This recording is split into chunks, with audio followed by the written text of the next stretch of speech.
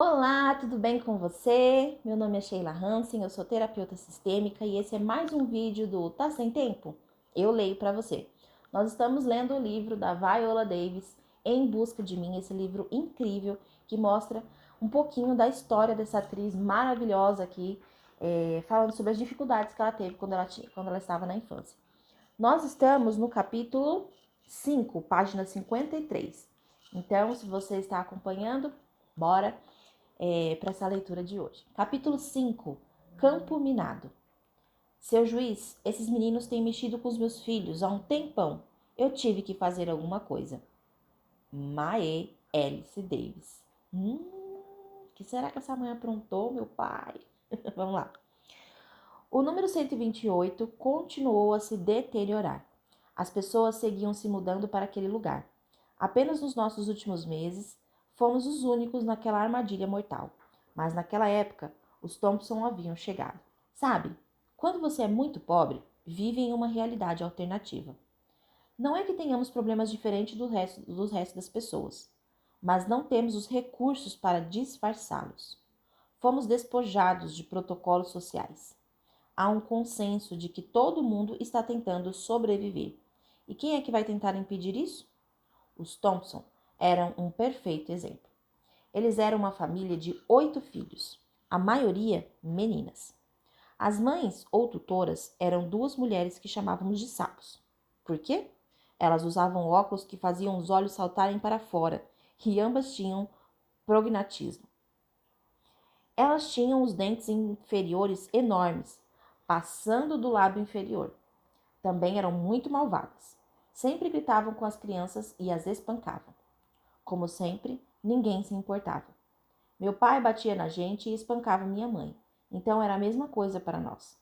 Mas as crianças, mais ou menos da nossa idade, ou mais velhas, eram especialmente violentas. Os meninos causavam incêndios no porão. As meninas, em grupo, esperavam algumas de nós na saída da escola para nos aterrorizar. Todos frequentávamos escolas diferentes na época, então chegávamos em casa sozinhos. Se eu os visse no quintal, simplesmente me escondia até que entrasse. As mulheres sapo carregavam o cinto por aí e os conduziam para dentro feito animais. Ouvíamos os gritos deles vindo lá de dentro. Um dia, saindo da escola, os dois garotos me viram a metros de distância. Eles cochicharam e apontaram. Subiram na bicicleta e começaram a pedalar rápido na minha direção. E eu corri. Ai, que desespero, né? Eles me alcançaram num piscar de olhos. Eu tinha 7 anos e estava com tanto medo que não conseguia falar. Corri e gritei. Sabia que eles tentariam me atropelar. Quando chegaram bem perto e estava óbvio que eu não ia escapar, gritei de novo. Eles tinham me encurralado. Entrei em desespero. Agarrei a roda da frente de uma das bicicletas e comecei a gritar. Ergui a bicicleta do chão e puxei, tentando com toda a minha força derrubar aquele filho da mãe da bicicleta. Para! Para! Gritavam ele e o irmão. Me deixe em paz ou eu vou te matar! Gritei descontrolada. Eles enfim deram meia volta e me deixaram em paz, planejando a próxima travessura torturante. E haveria muitas. Um dia, minha irmã Anita jogou um tijolo em um carro e fingiu que estava babando para se livrar de 5 garotas. Anita literalmente agiu como uma louca, uma técnica que meu pai lhes ensinou. Dolores apanhou algumas vezes delas. Um dia, minha mãe se cansou daquela situação. 4 das garotas dos Thompson estavam bloqueando o caminho de Dolores para entrar no prédio. Por fim, elas bateram nela e minha irmã correu escada acima. Minha mãe entrou em uma realidade paralela. Em outras palavras, ela perdeu a razão.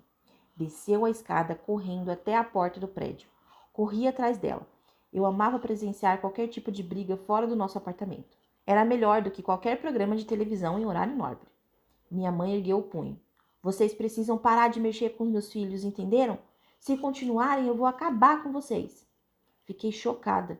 Depois de botar essa banca, ela voltou lá para cima. Eu olhei como se dissesse: minha mãe já avisou. Bem, enquanto minha mãe se virava para subir, Lisa, a mais malvada das meninas, disse: Sua.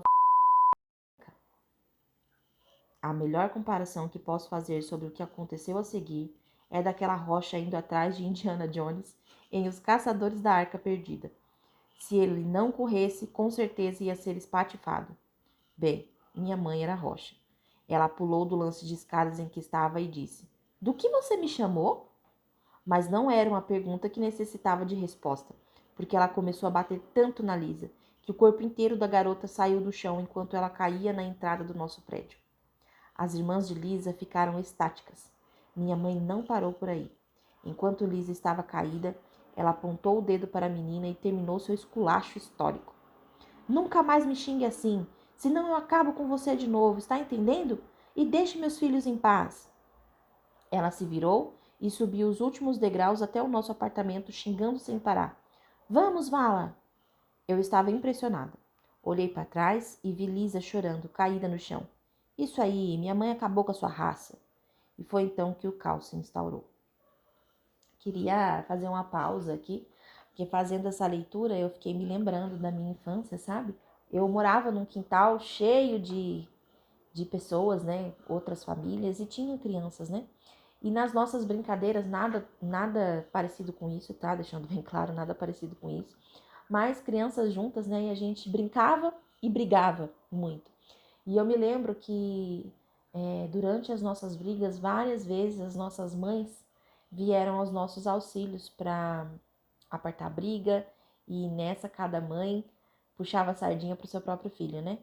E eu me lembro de ver aquelas brigas e me senti muito mal. Me senti muito mal.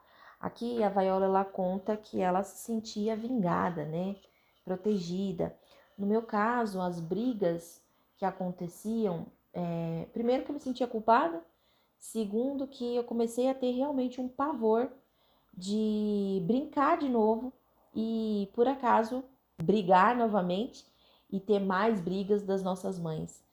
E isso ficou de uma maneira tão insustentável que a gente precisou se mudar de casa, porque a minha mãe estava realmente passando muito nervoso e ela já tinha problemas nos nervos, né? E ela estava passando muito nervoso e eu senti que a nossa mudança da nossa casa para outro lugar era culpa minha. Eu tratei isso por um tempo na psicóloga e descobrimos, inclusive, que os meus problemas em relação ao meu peso começaram nessa época, problemas com obesidade e com a minha tireoide, por conta dessa culpa que eu carregava, que eu achava até bem pouco tempo atrás, que nós tínhamos saído da nossa casa, que era uma casa própria, para ir pagar aluguel num outro lugar, porque por minha causa a minha mãe estava tendo problemas com os vizinhos por conta das brigas que a gente tinha quando criança. Então, talvez você se identifique mais com o que a Viola contou aqui, ou talvez você se identifique muito com essa história que eu tô te contando agora.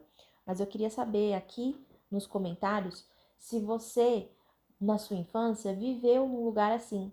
Um lugar, talvez, num lugar onde você tinha muitos vizinhos, onde havia brigas entre as famílias, onde no quintal havia várias casas, como que se dava a dinâmica disso, se isso foi bom para você ou se de alguma forma te traz marcas até o dia de hoje. Eu vou gostar muito de saber. Eu leio todos os comentários de vocês, viu? Respondo sempre que posso. Então, deixa seu comentário aqui para eu saber se alguma coisa do que a gente leu até aqui fez sentido para você. Vamos continuar aqui, né? A mãe fez o serviço. Vamos ver como é que a família daquela garota se manifestou, né? As mulheres sapo conheciam seus direitos e decidiram prestar queixa. Ficamos aterrorizados. Tínhamos certeza de que minha mãe seria presa. Insultos foram trocados. Houve muitos barracos, muitos xingamentos e dedo na cara. A parte mais estranha disso é que a família sapo desaparecia por semanas, meses até, e de repente eles apareciam de carro e ficavam por um tempo até desaparecer de novo. E uma das mulheres sempre tinha um maço de dinheiro no bolso do avental. Antes de entrar nessa parte aqui, só queria trazer uma outra coisa à atenção. Quando um adulto ele perde completamente a noção a ponto de espancar uma criança e ele usa isso como uma forma de educar, corrigir, ensinar, com certeza não é o melhor caminho, né? Acredito que todos vocês aqui concordem comigo a respeito disso. Se um adulto ele não consegue explicar para uma criança o que se deve ou não fazer sem usar a violência física, isso quer dizer que aquele adulto ele é tão despreparado quanto aquela criança. Ele não sabe, ele não tem a capacidade de resolver aquilo, então ele usa a violência física para ensinar ou corrigir. E a família ter prestado queixa, ao meu ver, eles foram assertivos nisso. A gente não pode perder a razão. E aqui a mãe dela acabou perdendo a razão, espancando a filha do vizinho, né? Mas vamos lá. Nessa época, meu pai andava para lá e para cá fumando um cigarro atrás do outro. Você tá ferrada, Maélice. Caramba, o juiz pode te mandar para cadeia ou te fazer pagar uma indenização. Minha mãe simplesmente dizia, vou dizer a verdade. Ela ainda estava soltando fogo pelas ventas, ainda estava com muita raiva. Chegou o dia em que minha mãe compareceu ao tribunal. Meu pai foi com ela. É engraçado que havia momentos entre todas aquelas brigas, agressões terríveis e alcoolismo em que eles eram uma frente unida, um time. Mas na presença da autoridade, meu pai se mostrou acuado e minha mãe cresceu. Meu pai a preparou. Maélice, seja lá o que o juiz falar, escute. Não diga nada, não retruque, não faça nada. Já passei por isso, Maélice. Eu sei do que estou falando, sussurrou nervoso. Dan, eu sei falar. Mas, Maélice, você tem que dizer. Sim, meritíssimo, não meritíssimo. Tô te falando. Ele deveria ter insistido no conselho, porque aparentemente, quando o juiz nos chamou, minha mãe desatou a falar. Seu juiz, essas crianças têm mexido com os meus filhos. Toda vez que os meus filhos voltam da escola, elas ficam lá fora bloqueando o caminho, batendo neles, tentando espancar eles. Eu cansei. Eu sei, eu acabei com ela porque ela me chamou de E sim, eu chamo as tais das mães de mulheres sapo, porque é o que elas são. Elas ficam instigando os filhos a fazerem isso. Meu pai ficou pegando o braço dela e dizendo baixinho, Mãe Alice, você não pode falar isso. Dan, para de pegar no meu braço. Tô falando com o homem. Tô contando a ele a verdade sobre esses filhos da mãe. O juiz a interrompeu. Mas senhora Davis, a senhora não pode bater nos filhos de outra pessoa. É ilegal. Seu juiz, eu estou te dizendo, eu cansei. Tem algo errado com esse povo. Tive que proteger os meus filhos. Meu pai ficou tentando fazê-la ficar quieta e ao mesmo tempo demonstrando a frustração dele. Maélice, senta, fica quieta, Maélice. Dan, para de tentar me calar. Eu estou tentando contar ao homem qual é a situação. E por mais improvável que pareça, o juiz entendeu. Mamamá era e sempre foi encantadora, mesmo fora de controle. E ele a liberou. E pelas próximas semanas, golpes épicos foram trocados entre as famílias. Da nossa varanda do terceiro andar, nós os víamos do lado da rua, em um estacionamento. As mulheres sapo gritavam. Faz de novo, você vai ver. Não vou ver nada. Vou acabar com eles de novo se me chamarem de gritava minha mãe rindo. Eu acabei com ela. Não toque nos meus filhos, respondiam as mulheres sapo. Elas gritavam sem parar, trocando ofensas. O ressentimento cresceu e ficamos com ainda mais medo de serem encurraladas lá fora. Porém, outra coisa aconteceu. Enquanto os adultos gritavam, nós, as crianças, todas nós, ficamos quietas. Era como se disséssemos que aquilo já tinha passado dos limites. Eles sabiam que tinham exagerado e só queríamos que aquilo parasse. Mas a causticidade estava esmagando nossos sentimentos renovados de querer, ouso dizer, criar laços? Ser amigos? O catalisador da amizade viria dias depois. Estávamos no quintal jogando softball. De repente, os filhos da Thompson saíram e Lisa é a menina que apanhou, né? Pegou o taco. Ela começou a fazer círculos no quintal. Os outros estavam atrás dela, incentivando silenciosamente. Dolores correu lá para cima e chamou meus pais. Só que meu pai desceu. Aquele que coloca ordem na casa. O cachorrão. Aquele que não pode ser nomeado. Lord Voldemort. O comandante. Não havia como pará-lo e não havia aviso. Ele saiu como furacão categoria 5. Ele agarrou o taco de beisebol. Parem com essa merda agora. Vocês querem mexer comigo, filhos da Ele começou a ameaçá-los com o taco, batendo na lateral da casa, no chão, no ar. Acho que até os sapos saíram. Venham, suas mulheres sapo, filhas da p... Mexam comigo e com os meus filhos mais uma vez e eu vou acabar com todos vocês, filhos da p... Estão ouvindo? Então meu pai largou o taco e entrou em casa. Tudo ficou em silêncio. Ninguém se mexeu. Meu pai, quando se irritava, era um homem de palavra. Ele mantinha vários brinquedos ao lado da cama durante nossa infância. Um forcado, um facão, um machado, e usava cada um deles. Ele percebeu Porky com um forcado. Porky era um dos amigos dele, que tinha mais ou menos 1,5 m de altura. Se vestia como Elvis e tinha um carro sem o banco de trás, só que com um monte de espuma despedaçada. Ele foi até lá em casa exigindo dinheiro por ter consertado o carro do meu pai, que em vez disso mostrou o forcado para ele. Nunca vi um homem sair correndo tão aterrorizado. Meu pai o perseguiu a pé e Porky estava de carro. Meu pai voltou para casa, ferveu uma panela de água e se sentou à janela esperando que o homem voltasse. E quanto ao falcão e o machado? Bem, esses acontecimentos surgiriam muito mais tarde. Bom, eu queria trazer para vocês aqui essa situação em relação à ambivalência, né? Dos sentimentos que talvez essas crianças poderiam ter com esse pai, né? E com essa mãe, e com o relacionamento de casal.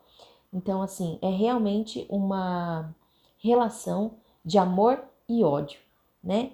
Então, pensando primeiro no relacionamento do casal. Um casal que briga, um casal que a mulher apanha do marido, uma coisa terrível de se presenciar, mas ao mesmo tempo, em alguns momentos, ver momentos de parceria, momentos de companheirismo, um com o outro, e os filhos assistem aquilo tudo e não entendem nada, né?